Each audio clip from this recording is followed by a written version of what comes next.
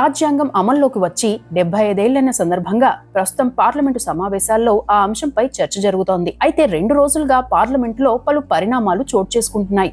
ఇందులో భాగంగా doctor BR Ambedkar గారిని మీరు అవమానించారంటూ పార్టీలు పరస్పరం విమర్శలు చేసుకుంటున్నాయి. అదే సమయంలో గతంలో బిఆర్ అంబేద్కర్ గారు ఎంపీగా చేసిన అంశం కూడా తెరపైకి వచ్చింది. అయితే గతంలో ఆయన 2 సార్లు ఎంపీగా పోటీ చేసి ఓడిపోయారు.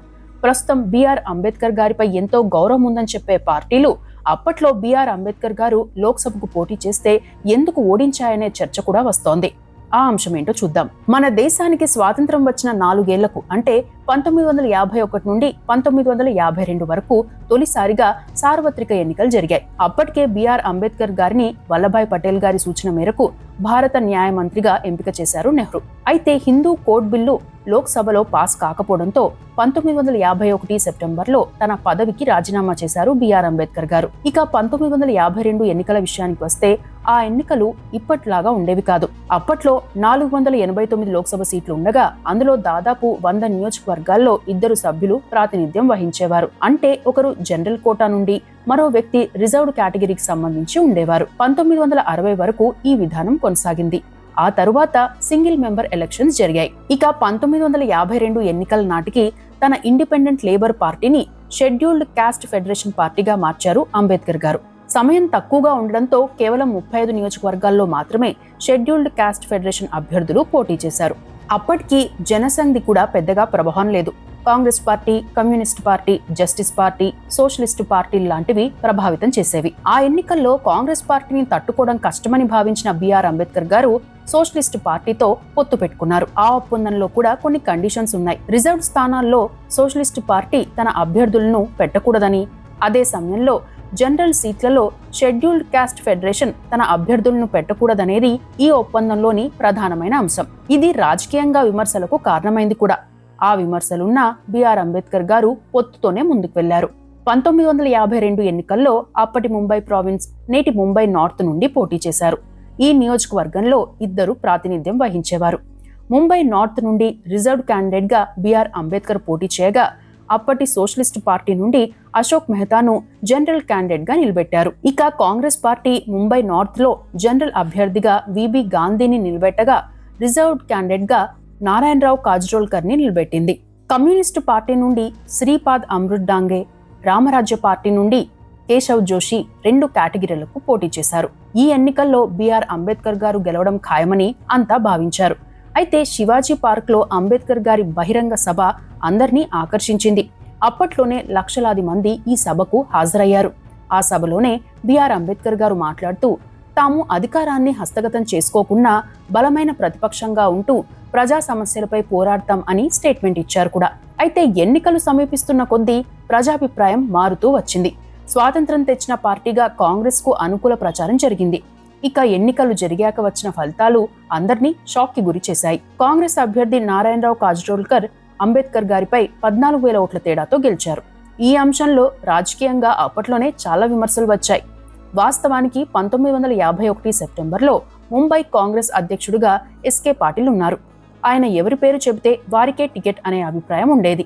అయితే అంబేద్కర్ గారు తన పదవికి రాజీనామా చేసిన టైంలో ఎస్కే పాటిల్ గారు సంచలన స్టేట్మెంట్ ఇచ్చారు. బాంబే రిజర్వ్ నియోజకవర్గం నుండి అంబేద్కర్ గారు పోటీ చేస్తే కాంగ్రెస్ పార్టీ తమ అభ్యర్థిని నిలబెట్టదనేది ఆ స్టేట్మెంట్ సారాంశం. కానీ కాంగ్రెస్ పార్టీ మాత్రం అభ్యర్థిని నిలబెట్టింది. అందుకు కారణం ఏంటనే చర్చ కూడా జరిగింది. ఎస్కే పాటిల్ గారు ఆ స్టేట్మెంట్ ఇచ్చిన టైంలో బిఆర్ అంబేద్కర్ గారు తన షెడ్యూల్డ్ కాస్ట్ ఫెడరేషన్ నుండి పోటీ చేస్తామని ప్రకటించారు. అయితే ఒంటరిగా ఆ పార్టీ పోటీనిస్తుందని చాలా మంది భావించారు. అయితే ఎన్నికల సమయానికి ఆయన సోషలిస్ట్ పార్టీతో పొత్తు పెట్టుకున్నారు. అప్పట్లో కాంగ్రెస్ పార్టీకి, సోషలిస్ట్ పార్టీ, సమాజ్వాదీ పార్టీకి అస్సలు పడేది కాదు. ఇక కొందరు కమ్యూనిస్టులు బిఆర్ అంబేద్కర్ గారికి మద్దతు పలకడం కూడా ఎస్కే పాటిల్ కి నచ్చేది కాదు. దీంతో సోషలిస్ట్ పార్టీతో పొత్తు వల్ల నష్టం జరుగుతుందని కబురు పంపినా అంబేద్కర్ గారు మాత్రం ఆ పార్టీతో పొత్తు ప్రకటించారట. దీంతో ముంబై నార్త్ నుండి అంబేద్కర్ గారిపై నారాయణరావు కాజ్రోల్కర్ ను పోటీకి దింపారు. ఇక ఎన్నికల ఫలితాల తరువాత 2 అంశాలపై ప్రచారం జరిగింది. కాంగ్రెస్ పార్టీ ఉద్దేశపూర్వకంగా అంబేద్కర్ గారిని ఓడించిందని కొందరు చెప్పగా, కమ్యూనిస్టు పార్టీలు వెన్నుపోటు పొడిచాయని, అందుకే బిఆర్ అంబేద్కర్ గారు ఓడిపోయారని కూడా చెబుతారు. వాస్తవానికి ఏ కోణంలో చూసినా కాంగ్రెస్ అభ్యర్థి కంటే బిఆర్ అంబేద్కర్ గారు చాలా బలమైన అభ్యర్థే. కానీ ప్రజాక్షేత్రంలో ఆయన ఓడిపోవాల్సి వచ్చింది. ఇక ఆ ఎన్నికల్లో గెలిచిన తరువాత నారాయణరావు కాజ్రోల్కర్ చాలా హుందాగా బిఆర్ అంబేద్కర్ గారి వద్దకు ఆశీస్సులు తీసుకునేందుకు వెళ్తే బిఆర్ అంబేద్కర్ గారు కూడా చాలా హుందాగా వ్యవహరించి నారాయణరావుని ఆశీర్వదించారు. మీకు ఎప్పుడు ఎలాంటి సాయం కావాలన్నా నా ఇంటి తలుపులు ఎప్పుడూ తెరిచే ఉంటాయని చెప్పారట. అదే సమయంలో తమ పోరాటం ఆగదని స్పష్టం చేశారు. ఆ తరువాత రాజ్యసభకు ఎంపికయ్యారు.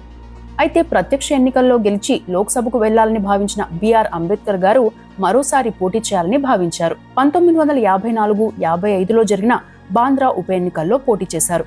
అప్పుడు కూడా కాంగ్రెస్ అభ్యర్థి చేతిలో ఓడిపోయారు. అప్పటికే బిఆర్ అంబేద్కర్ గారి ఆరోగ్యం దెబ్బతింది. అదే సమయంలో ఎన్నికల్లో డబ్బు ప్రవాహం కూడా మొదలైంది. దీంతో మరోసారి అంబేద్కర్ గారు ఓడిపోవాల్సి వచ్చింది.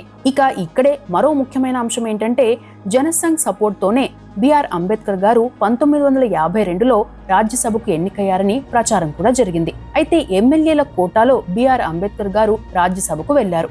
అంటే బొంబాయి అసెంబ్లీలో ఆ పార్టీకి ఎమ్మెల్యేలు ఉండి ఉండాలి.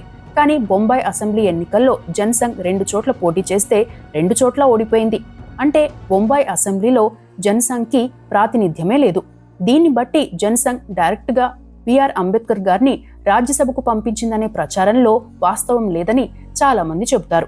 ఆ టైంలో కాంగ్రెస్ పార్టీ 269 మంది ఎమ్మెల్యేలు, పీడబ్ల్యూపీ పార్టీకి 14 మంది సభ్యులు, ఇండిపెండెంట్లు 18 మంది ఉన్నారు. వీరి మద్దతుతోనే బిఆర్ అంబేద్కర్ గారు రాజ్యసభకు వెళ్లే అవకాశం ఉంది. అయితే పరోక్షంగా జనసంఘ్ బిఆర్ అంబేద్కర్ గారికి మద్దతు తెలపడంతో మిగతా పార్టీలు మద్దతు తెలిపాయని చెప్పేవారు కూడా ఉన్నారు. సాంకేతికంగా సంఖ్యాబలం పరంగా చూస్తే జనసంఘ్కి బిఆర్ అంబేద్కర్ గారిని రాజ్యసభకు సపోర్ట్ చేసే ఛాన్సే లేదని చెప్పవచ్చు.